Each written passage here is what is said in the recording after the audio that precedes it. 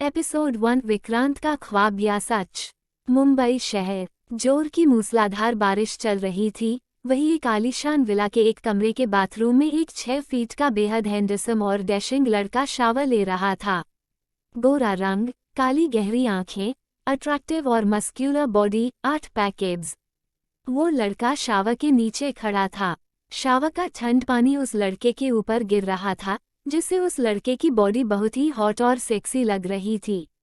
वो लड़का आंखें बंद करके दीवार की तरफ मुंह करके दीवार पर अपने दोनों हाथ रख कर खड़ा था। तभी उस लड़के के कानों में बाथरूम का डोर खुलने की आवाज़ सुनाई पड़ी। तभी एक लड़की ब्लैक कलर की हॉट और सेक्सी नाइटी पहनकर बाथरूम में कैटवॉक करते हुए आती है और उस लड़के को पीछे से बाहों में भरकर उसके कंधे को चूमते हुए बोली, हब्बी मुझसे नाराज हो? लड़का ने कोल्ड वॉइस में कहा, तुम अब क्यों आई हो? लेकिन तभी वो लड़की उस लड़के की पूरी पीठ पर किस करने लगी और अपने हाथ उस लड़के के एब्स पर फेरने लगती है। उस लड़की के हर टच से वो लड़का मदहोश होता जा रहा था। तभी वो लड़का बोला, अंशा मुझसे दूर हो जाओ, वरना ये रात तुम पर कहर बन के ना बरस पड़ेगी। अंशा ने उस लड़के की पीठ पर किस करते हुए कहा, विक्रांत सर, मुझे पूरी रात ये कहर मंजूर है, आपको रोका किसने है? विक्रांत ने अपना गुस्सा भूलकर अंशा का हाथ पकड़ते हुए उसे दीवार से सटाकर अपनी आंखें खोली और अंशा का खूबसूरत चेहरा देखकर उसके कान में अपनी गर्म सांसें छोड़ते हुए कहा, स्वीट हार्ट, तुमने मुझे बहुत तड़पाया है। आज रात मैं तुमसे अपनी हर एक तड़प का बदला लूंगा। Be ready sweet. अंशा ने विक्रांत की आंखों में देखकर मुस्कुराते हुए अपनी एंडी उचकाकर विक्रांत के सख्त होंठों पर अपने नर्म होंठ रख दिए और उसे किस करने लगी। दोनों ही एक दूसरे को पेशनेटली किस कर रहे थे। अंशा के हाथ लगातार विक्रांत के बालों में चल रहे थे, वही विक्रांत का हाथ अंशा की कमर को सहला रहा था। दोनों ही इस वक्त मदहोश लग रहे थे। देखते ही देखते विक्रांत ने अंशा की कमर में हाथ डाल उसे खुद से चिपका लिया, जिससे अंशा गहरी सांसें लेने लगी, जो कि विक्रांत को और भी ज्यादा एक्साइटेड कर रहा था। इस वक्त दोनों के दिल की धड़कनें बहुत तेज चल रही थी। वही अंशा ने विक्रांत के कान में अपनी गर्म सांसें छोड़ते हुए कहा, हब्बी, क्या सिर्फ देखकर मन भरने का इरादा है या कुछ करने का भी इरादा है?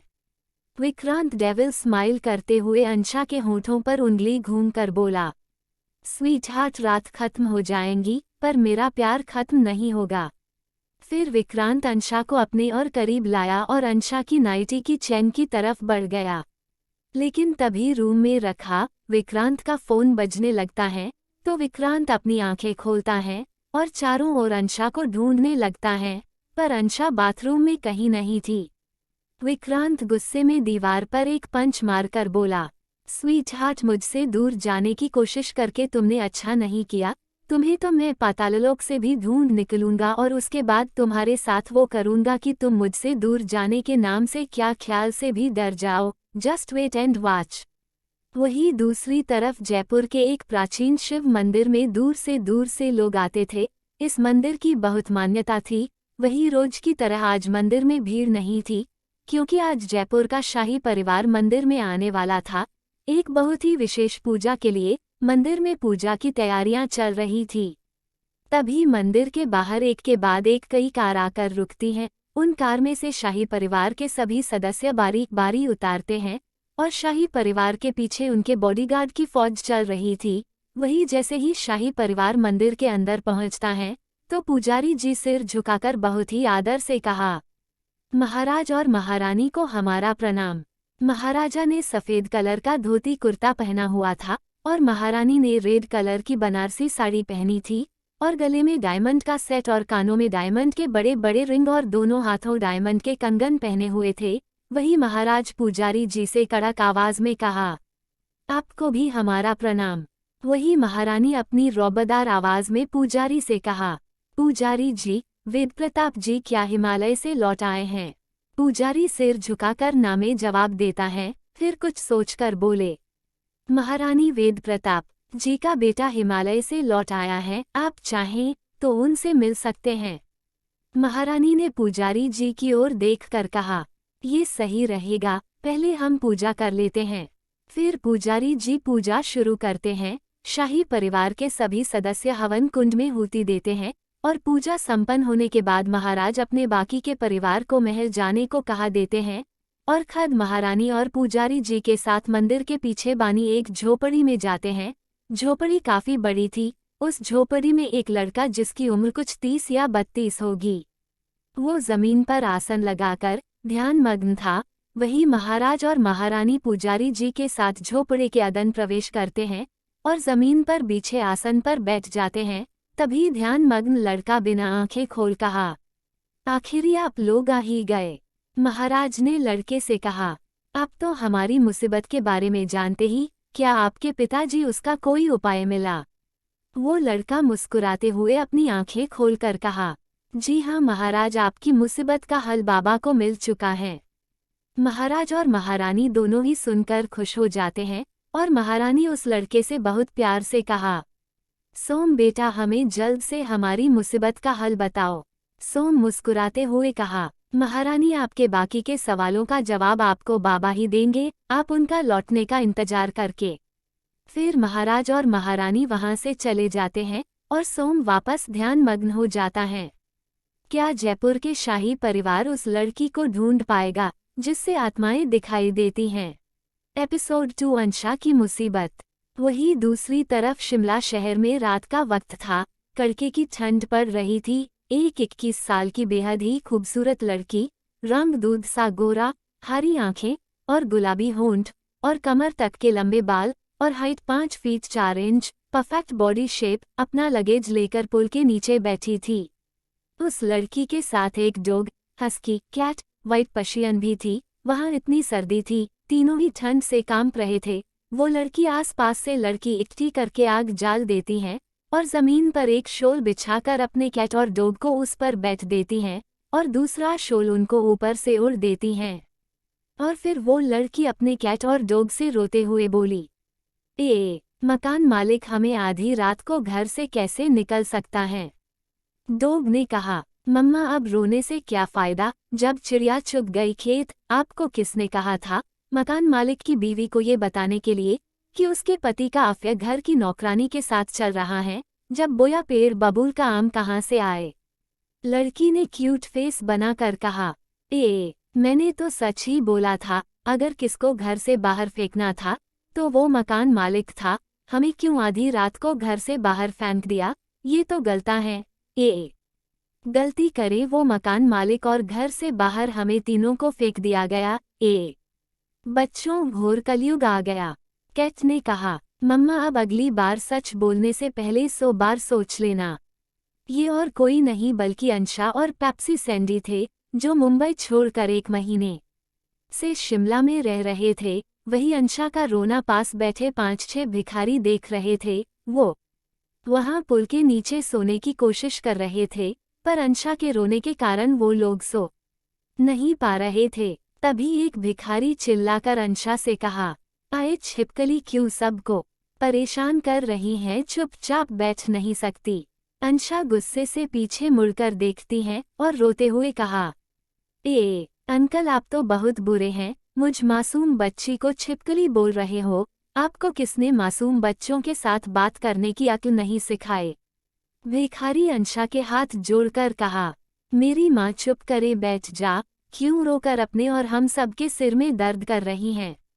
अंशा एक नज़र गुस्से से उन भिखारियों को देखती हैं, फिर चुप करके बैठ जाते हैं। तभी दूसरा भिखारी अंशा से बोलता है। भिखारी ने सीरियस होकर कहा, लड़की, तू यहाँ से चली जा, क्योंकि उन शराबी गुंडों के आने का वक्त हो गया है। अंशा मासूम चेहरा बनाकर भिखारी से कहा, भिखारी अंकल, हमारे पास रहने को घर नहीं है, हम कहाँ जाएं? तभी 3 बदमाश जैसे दिखने वाले लड़के शराब की बोतल हाथ में लेकर गान गाते हुए अंशा की तरफ ही आ रहे थे। वो तीनों लड़के अंशा को देखकर पहला लड़का ने आह भरते हुए कहा, है क्या खूबसूरत बला है, आज तो बिन मांगे मुराद पूरी हो गई। दूसरा लड़का अंशा को अपनी हैवास भरी नजरों से देखते हुए कहा, आज तो मैं जी भर कर इस हुस्न परी नोचकर खाने वाला हूँ। तीसरा लड़का अंशा को देखकर अपने सीने पर हाथ मलते हुए कहा, दोस्तों, आज की रात तो रंगीन होने वाली है। वही पांचों भिखारी अंशा से कहते हैं। पहला भिखारी ने कहा, लड़की ये वही गुंडे हैं, इन्होंने बहुत सी लड़कियां के साथ जबरदस्ती की है, अगर अपनी इज्जत और जिंदगी प्यार है तो भाग जा। अंशा को भी उन तीनों लड़कों के हाव भाव ठीक नहीं लग रहे थे। अंशा अपना लेगेज छोड़ पेप्सी और सैंडी को गोद में उठाकर वहां से भागती हैं। अंशा को भागते देखा तीनों लड़के भी उसके पीछे भागने लगते हैं। पहला लड़का ने भागते हुए कहा, जाने मन भागने से तू हमसे बचने नहीं वाली। दूसरा लड़का ने भागते हुए कहा, आज तुझे हमसे कोई नहीं बचने वाला।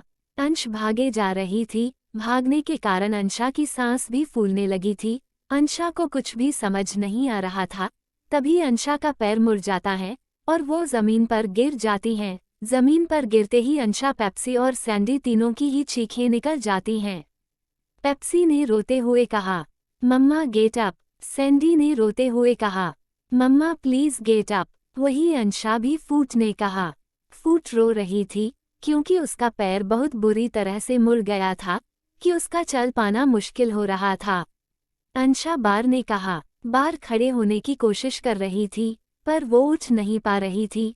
तभी वो तीनों लड़के अंशा के पास आ उसे घेर लेते हैं और करीब से अंशा का खूबसूरत चेहरा देखकर तीनों का खुद पर से कंट्रोल छूटने लगता है।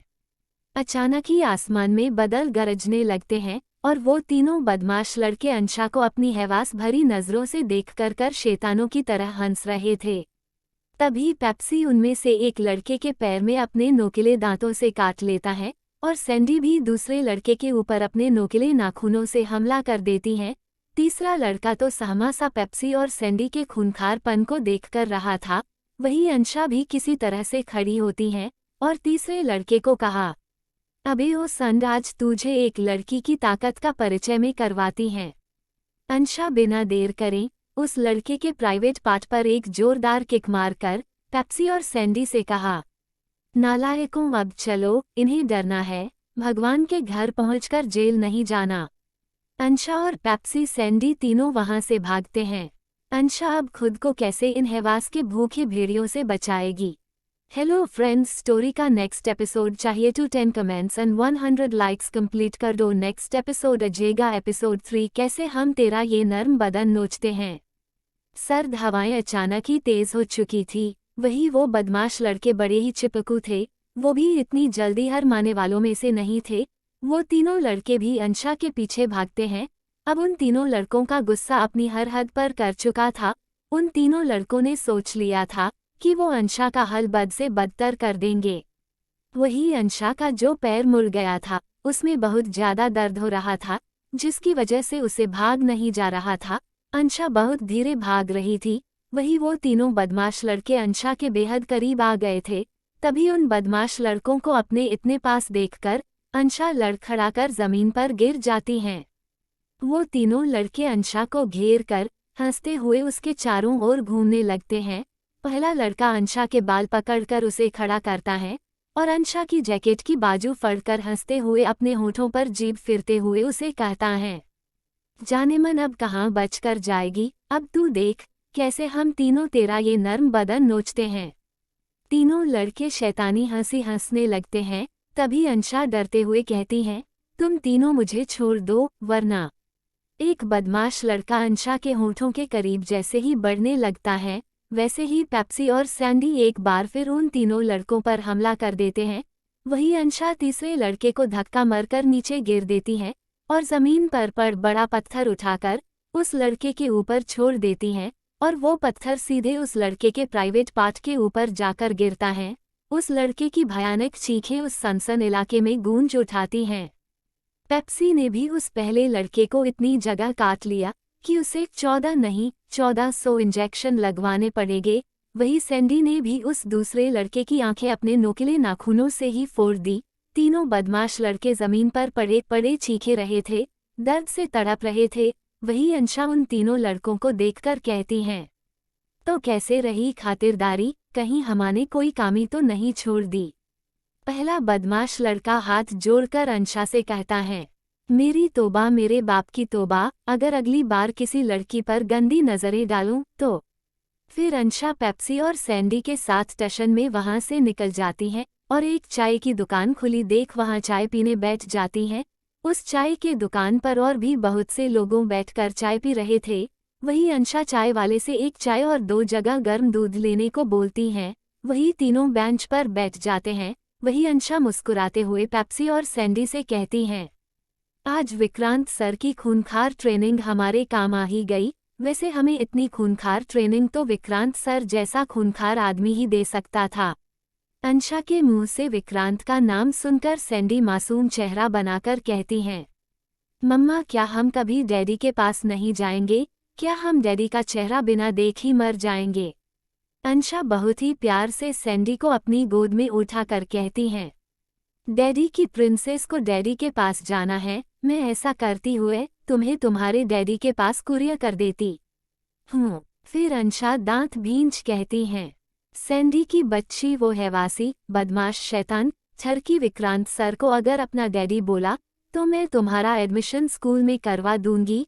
फिर तुम्हें रोज टीचर के डंडे खाने को मिलेगा, समझे? सैंडी उदास चेहरा बनाकर कहती हैं, I miss my daddy so much. Ansha मुंह बनाकर कर सैंडी से कहती हैं, सैंडी डियर तुम्हारा डैडी अगर कोई बनेगा तो वो है मेरा अक्षय। तो विक्रांत सर जैसे लूचे, पाजी, छरकी, हैवासी शैतान, हैवान को भूल जाओ। वही पेप्सी हंसते हुए अंशा से कहता है, मम्मा डैडी कहीं तुम्हारे अक्षय को डैडी बनाने लायक ही ना छोड़े। अंशा पेप्सी की बात सुनकर गुस्से में दांत भींच कर कहती हैं, तुम दोनों डैडी के नालायक बच्चों, अगर तुम्हें मेरे साथ नहीं रहना तो बोल दो, मैं तुम्हें कल के कल ही पागल खाने की गाड़ी में बैठकर मुंबई तुम्हारे डैडी के पास रवाना कर दूंगी। पेप्सी अंशा की बात सुनकर उसे पूछता है, पागल खाने की गाड़ी में ही क्यों? अंशा क्यूट फेस बनाकर कहती हैं, क्योंकि कोई पागल ही होगा जो विक्रांत सर जैसे खूंखार जानवर के चुंगल में फंसने चाहेगा, और मैं तो वो पागल बिल्कुल भी नहीं हुए। पेप्सी और सैंडी तो अंशा के साथ घर से इसलिए भागे थे वो उसे समझकर वापस घर ले जाएंगे, पर ऐसा उन्हें होते हुए देख नहीं रहा था। अंशा तो किसी जिद बच्चे की तरह अपनी जिद पर अड़ी हुई थी। वही एक कार चाय की दुकान पर रुकी। उसमें से एक लड़का उतरता है जो अपनी नज़रें घूमकर चोरों और देखता है। तभी उस लड़के को कोई जान पहचान दिख जाता है।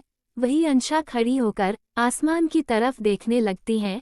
तभी कोई उसे पीछे से बाहों में भरकर कहता है, ओए अंशा तू यहाँ शिमला में क्या कर रही है? अंशा उस आवाज़ को झट से पहचान लेती है और पीछे मुड़कर खुशी से चिल्लाते हुए कहती हैं, शोभित। जी हाँ, ये शोभित था, अंशा का बचपन का दोस्त। अंशा शोभित को देखकर उसके गले लग जाती हैं। वही पेप्सी और सैंडी शोभित को बुरी तरह से घूर कर देख रहे थे। तभी पेप्सी सैंडी से कहता है, सैंडविच हमारे डैडी की लाइफ में सौतनों की कमी नहीं है। एक वो अक्षय नाम की सौतन हमारे डैडी की लाइफ में कम था कि एक ये भी टपक गया। सैंडी पेप्सी से पूछती हैं, पेप्सी ब्रो ये शोभित मम्मा का कौन हो सकता है? तो पेप्सी बुरा सा मुंह बनाकर कहता है, मुझे क्या पता ये लगून कौन है।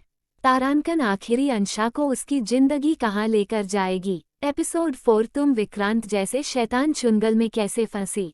वही दूसरी तरफ खंडाला के एक सुनसान इलाके के एक बहुत बड़े खूबसूरत फार्म हाउस के हो में 2 आदमी जमीन पर घुटनों के बल बैठे थे। वो दोनों आदमी अपने चारों ओर देखकर धर-धर कांप रहे थे। वो दोनों आदमी वहां मौजूद बॉडीगार्ड से विनती कर रहे थे। पहला आदमी बॉडीगार्ड से कहता है, हमें किंग के आने से पहले मौत दे दो। दूसरा आदमी भी रोते हुए कहता है, हमें तुम सब से दया की भिक्षा मांगते हैं, हमें तुम लोग अपनी गोलियों से भून दो, पर किंग के आने से पहले हमें मौत दे। वहां मौजूद बॉडीगार्ड से में से एक कहता है, ये सब तुम्हें किंग से गद्दारी करने से पहले सोचना चाहिए था। वो दोनों आदमी लगातार रोते हुए उन सब बॉडीगार्ड से गिड़गिड़ाकर मौत मांग रहे थे। तभी वहां एक लड़का बड़े ही रौब से चलकर आता है। वो लड़का देखने में हैंडसम था। उसकी उम्र कुछ 27 साल होगी। वो लड़का हो में रखे एक किंग साइज चेयर के साइड में आकर खड़ा हो जाता है। वो पहला आदमी उस लड़के से हाथ जोड़कर कहता है, डेनिस सर आप हमें अपने हाथ मौत देकर किंग की खौफनाक सजा से बचा लो। दूसरा आदमी गिड़गिड़ाते हुए कहता है, डेनिस सर हमें मौत दें। 2 डेनिस डेविल स्माइल करते हुए कहता है, तुम्हारी आंखों में किंग का खौफ देखकर बहुत अच्छा लगा रहा है, तुम्हारी सजा का फैसला तो खुद किंग ही करेंगे। वो दोनों आदमी किंग के खौफ से कांप रहे थे, रो रहे थे। तभी एक नए बॉडीगार्ड को उन दोनों आदमियों की हालत पर तरस आ जाता है और वो अपनी गन से उन्हें शूट करके उन्हें किंग की हाथों की खौफनाक मौत से बचकर खुद को शूट करने की सोचकर जैसे ही उन दोनों आदमियों को शूट करने वाला था, तभी उसके कानों में बब्बर शेर की खौफनाक दहाड़ सुनाई पड़ती है। वहां मौजूद सब लोगों गेट की तरह देखते हैं। गेट पर एक 6 फीट का 29 साल का एक आदमी ब्लैक कोट पैंट और ब्लैक शर्ट पहनकर खड़ा था। उस आदमी के हैंडसम और डैशिंग चेहरे पर खतरनाक एक्सप्रेस थे। उसका ऑरा इतना खतरनाक था कि वहां मौजूद हर एक इंसान के दिल की धड़कनें डर से बढ़ती जा रही थी। सबके सिर झुके हुए थे। उस आदमी की बगल में एक बब्बर शेर खड़ा था। वो आदमी उस बब्बर शेर के साथ बड़े ही रौब से चलते हुए आता है और किंग साइड चेयर पर आकर बैठ जाता है। वो बब्बर शेर चेयर के साइड में किसी वफादार आदमी की तरह खड़ा हो गया था। वही उन दोनों बंधक आदमी की तो उस आदमी को देखकर पैंट ही गीली हो गई। अब उन 2 आदमियों के साथ वो बॉडीगार्ड भी बैठ था जो उन्हें किंग की खौफनाक सजा से बचने के लिए खुद उन्हें अपनी गोली से मारने की कोशिश करने वाला था। तीनों ही बुरी तरह कांप रहे थे। तभी डेनिस चेयर पर बैठ आदमी से कहता है, किंग यही है वो गद्दारी। किंग अपने शेड अपनी आंखों से उतरकर गुस्से से लाल हो चुकी आंखों से उन तीनों को घूर कर अपनी कोल्ड वॉइस में कहता है, मुझे झूठ, धोखा और गद्दारी बिल्कुल पसंद नहीं है और तुम तीनों ने वही गलती की है तो सजा तो तुम्हें जरूर मिलेगी।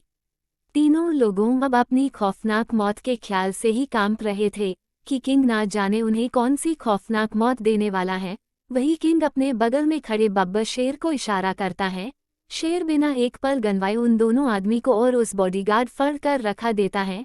ये खौफनाक दृश्य देखकर वहां मौजूद हर एक इंसान अंदर से कांप उठाता है, पर किंग ये सब बहुत आराम से देख रहा था, जैसे ये खौफनाक दृश्य उसके लिए आम हो कि एक शेर बेरहमी तरीके से 3 आदमी को फड़ कर खा रहा है।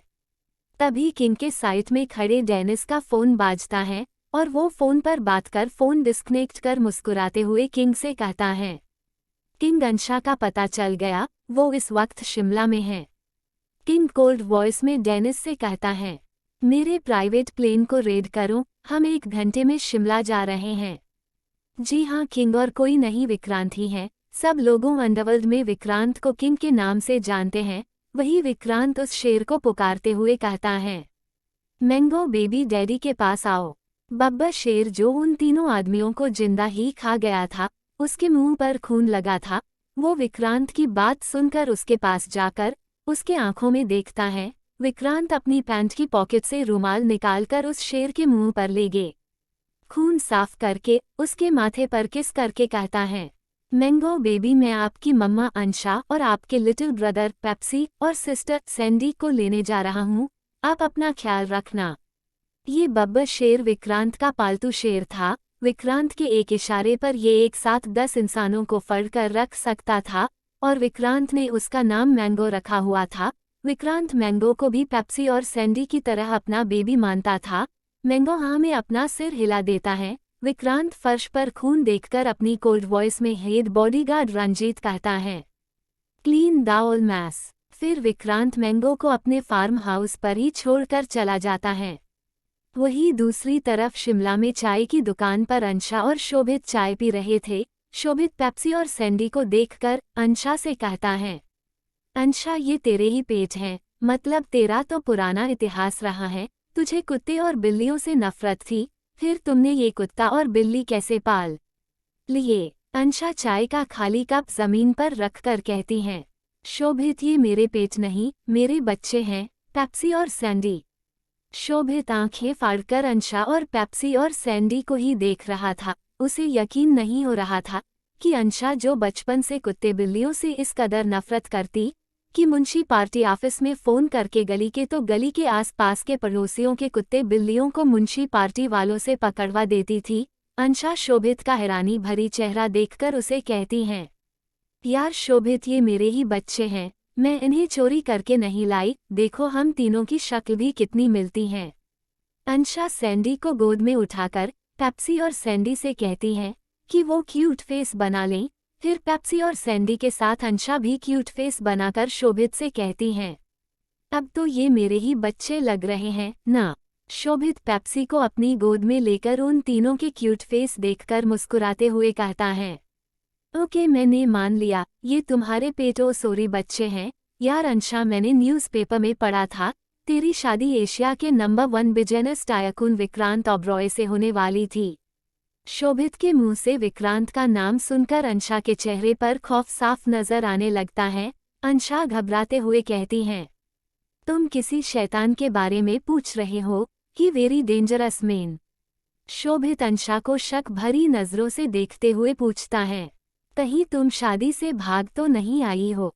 अंशा सैंडी को भी शोभित की गोद में पकड़कर रोते हुए कहती हैं, जब होने वाला पति शादी से पहले ही सुहागरात मानना चाहिए तो दुल्हन तो भागी ही ना। विक्रांत सर ठरकी हैं। शोभित हैरान होकर अंशा से पूछता है, तो तूने ऐसा ठरकी आदमी को पसंद ही क्यों किया। अंशा अपने लिए एक कप चाय और ऑर्डर करके रोते हुए कहती हैं, मैं क्यों पसंद करती विक्रांत सर जैसे ठरकी हैवासी हैवान को, वो तो खुद ब खुद मेरी जिंदगी में टपक गए।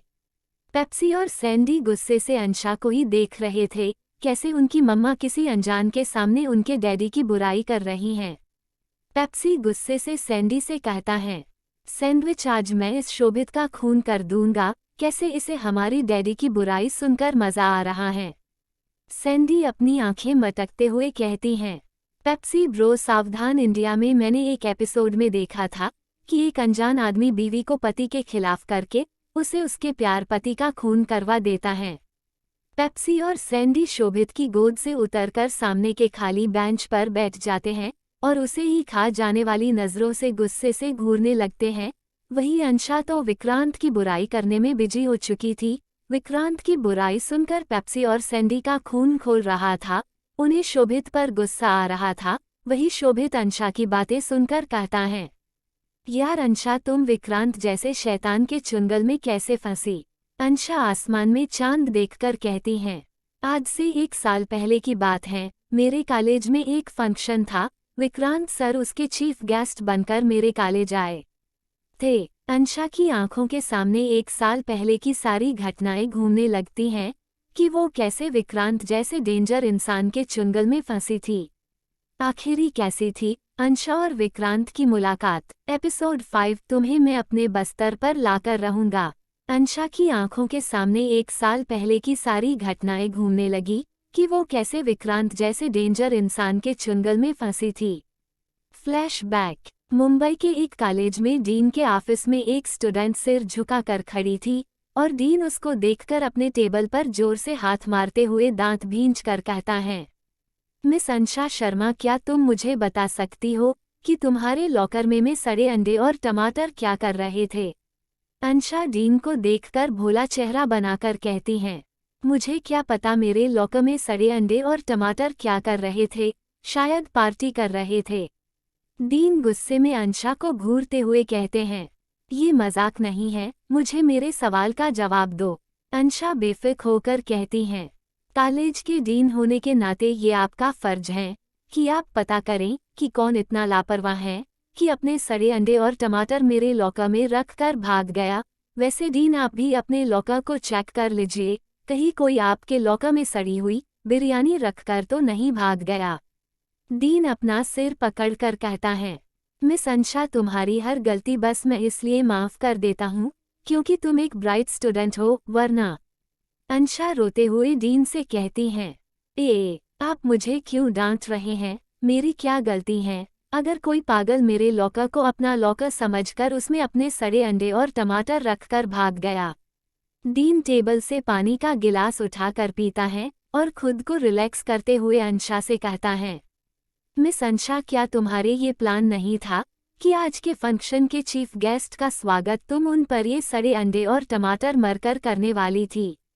अंशा मुंह बनाकर कहती हैं, डीन, अगर मुझे किस पर सड़े अंडे और टमाटर फेंकने होते तो मैं फंक्शन में परफॉर्मेंस करने वालों पर फेंकती, जब देखो हर बार उन्हीं पुराने गानों पर डांस करके हमें बेचारे स्टूडेंट को कोमा में पहुंचने की कोशिश करते रहते हैं। डीन गुस्से से चिल्लाकर कहते हैं, मिस अंशा शर्मा, तुम्हें मैं 15 दिन के लिए रस्टिकेट करता हुए and get out my office. Ansha रोते हुए डीन के ऑफिस के बाहर आती हैं और खुद से ही बड़बड़ाते हुए कहती हैं, डीन खुद को क्या समझते हैं, मुझे बिना किसी गलती के मुझे 15 दिन के लिए रस्टिकेट कर दिया। भगवान, ये कैसा डीन है जिनके पास आके के नाम पर भूसा है। अंशा रोते रोते यही बड़बड़ाती हुई चली जाती हैं। वही कॉलेज में फंक्शन की आखिरी पलों में तैयारी चल रही थी, क्योंकि आज के फंक्शन के चीफ गेस्ट कोई ऐसा वैसा इंसान नहीं था, वो एशियन का नंबर 1 बिजनेसमैन था। उसके स्वागत में कोई कभी कमी नहीं होनी चाहिए थी। वही अंशा भी रोते रोते कॉलेज की कैंटीन में पहुंचती हैं। वहां उसके दोस्त बैठकर सैंडविच खा रहे थे। अंशा खाली कुर्सी पर बैठ जाती हैं। विकी अंशा का उदास चेहरा देखकर पूछता है, यार अंशा, तू इतनी उदास क्यों है? अंशा टेबल पर रखी प्लेट में रख सैंडविच उठाकर खाते हुए कहती हैं, गंजे डीन ने मुझे 15 दिन के लिए रस्टिकेट कर दिया है। अंशा की बात सुनकर उसके तीनों दोस्तों की तो हैरानी से आंखें ही बड़ी हो जाती हैं। तभी मधु अंशा से उसे रस्टिकेट करने की वजह पूछती हैं, तो अंशा उन्हें डीन के ऑफिस में जो कुछ हुआ था वो सब बताता देती हैं। विकी सोचते हुए कहता है, यार अंशा, तेरे खिलाफ किसने साजिश की है?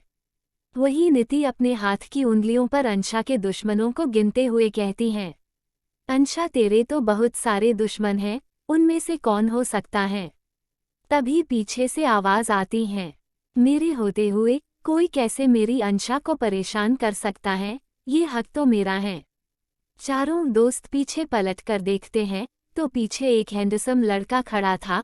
गोरा रंग, लंबी चौड़ा, अट्रैक्टिव बॉडी। उस लड़के ने जीन्स पैंट और वाइट टी शर्ट और उसके ऊपर ब्लैक लेदर की जैकेट पहनी थी और उसकी हर एक चीज ब्रांडेड थी। उस लड़के को देखकर अंशा मुंह बनाकर गुस्से में कहती हैं, शशांक अरोड़ा, तुम्हें मुझ कॉलेज से दफा करवाकर क्या मिला? शशांक अरोड़ा अमीर बाप की बिगड़ी औलाद था। उसके डैड बहुत बड़े बिजनेसमैन थे। कॉलेज के सभी स्टूडेंट शशांक से डरते थे। वही कॉलेज की लड़कियां उसकी गर्लफ्रेंड बनाने के लिए तरसती थी। वही शशांक अंशा के पास आकर उसके साथ वाली चेयर पर बैठकर अंशा की चेयर अपने सामने करके कहता है, मुझे सुकून मिलेगा। तुम्हें याद है ना, वैलेंटाइन डे पर तुमने मेरे गर्लफ्रेंड बनाने के प्रपोजल ठुकार दिया था, तो अब तो तुम्हें ये सब झेलना ही पड़ेगा। अभी भी वक्त है, या तो मेरी गर्लफ्रेंड बना जाओ, वरना मैं तुम्हारा वो हल कर दूंगा कि तुम्हें खुद से नफरत हो जाएगी। तभी अंशा की फ्रेंड नीति गुस्से में शशांक के पास आकर उसे खड़ा करके कहती है, भाई, आप क्यों मेरी दोस्त के पीछे पड़े हैं जब वो आपकी गर्लफ्रेंड नहीं बना चाहती? शशांक और नीति सगे भाई बहन थे। जहां नीति बहुत अच्छी थी, वही बड़े भैया शशांक गुस्सल, घमंडी और जितनी गाली दो उतनी ही कम। वही शशांक नीति को गुस्से से बोलता है, तुम मेरी छोटी बहन हो, इसका मतलब ये नहीं कि तुम मेरे लाइफ में इंटरफेयर करो। फिर शशांक अंशा का कांध कस के पकड़कर उसे उठा कहता है, तुम दो कौड़ी की लड़की खुद को क्या समझती हो? थोड़ी सी खूबसूरत क्या हो तो खुद को राजकुमारी समझती हो? अंशा एटीट्यूड में शशांक से अपना कांधा छुड़वा कर कहती हैं, मेरे डैड मेरे लिए इतना पैसा छोड़ कर गए हैं कि अगर मैं अपनी पूरी जिंदगी भी ना कमाऊं तो भी मैं बैठकर खा सकती हूँ। तो अगली बार मेरी औकात पर तो जान भी मत। मुझे तुम्हारी तरह दिखवा करने का शौक नहीं है। और एक बात ध्यान से सुन लो, हम दिल्ली वाले बड़े ही गर्म दिमाग वाले होते हैं। सिर फोड़ने से पहले एक बार भी नहीं सोचते, तो अगली बार सोच समझकर मुझे से उलझना। फिर अंशा आंखें पर शेड पहनकर, क्योंकि अपनी तो जैसे तैसे थोड़ी ऐसे या वैसे कटा जाएगी, आपका क्या होगा जनाबे आली? शशांक गुस्से से पागल हो जाता है। वो अंशा को कमर पकड़कर खुद से चिपक लेता है और उसके होठों की तरफ बढ़ने लगता है कि तभी उनके कानों में कुछ शोर पड़ता है। तभी एक लड़की कैंटीन में भाग कर आती है और एक्साइटमेंट के साथ जोर से चिल्लाते हुए कहती हैं, गर्ल्स एशिया के most eligible bachelor mister Vikrant Oberoi आ गए हैं। सारी लड़कियां उस लड़की के साथ विक्रांत को देखने चली जाती हैं और तभी वहां शशांक का दोस्त रोहित आकर शशांक को कहता है, शशांक इस लड़की को हम बाद में देख लेंगे, ये सही वक्त नहीं है। शशांक घनमद में अंशा को घूरते हुए कहता है, अंशा शर्मा तुझे तो मैं अपने बस्तर पर लाकर रहूंगा, ये मेरा खोला चैलेंज है। तभी विकी अंशा को साइड करके शशांक से कहता है, शशांक तेरे बस्तर पर तो मैं अपने चोल की पागल बीच को भेजूंगा, वो तुझे बस्तर पर अच्छे बाइट भी करेगी। शशांक गुस्से में पागल होकर एक पंच विकी को मारता है और विकी सीधे जमीन पर गिर जाता है। तभी रोहित शशांक को समझबूझकर वहां से ले जाता है। वही नीति विकी को उठाकर अपने भाई की तरफ से सॉरी बोलती है। वही अंशा अपने दोस्तों को ऑडिटोरियम में जाने को बोलकर खुद वॉशरूम चली जाती है। अंशा वॉशरूम में अपना फेस वॉश कर रही थी और अपने गुस्से को शांत कर रही थी। इस पाजी शशांक को तो एक दिन अच्छा वाला सबक सिखाऊंगी कि वो जिंदगी भर याद रखेगा। तभी अंशा को अपने पीछे किसी की मौजूदगी महसूस होती है। वो जब वॉशरूम के मिरर में देखती है तो अपने पीछे खून से लथपथ एक लड़की को खड़ा पाती है। उस लड़की का ऑरा चमक रहा था, जिसके कि अंशा को मालूम हो गया था ये कोई आत्मा है। अंशा उस आत्मा को देखकर डर जाती है और वॉशरूम से भाग जाती है। आखिरी ये आत्मा अंशा की जिंदगी में क्या खलबली मचाने आए हैं। हेलो फ्रेंड्स, स्टोरी का नेक्स्ट एपिसोड चाहिए तो 10 कमेंट्स एंड 100 लाइक्स कंप्लीट कर दो। नेक्स्ट एपिसोड आ जाएगा।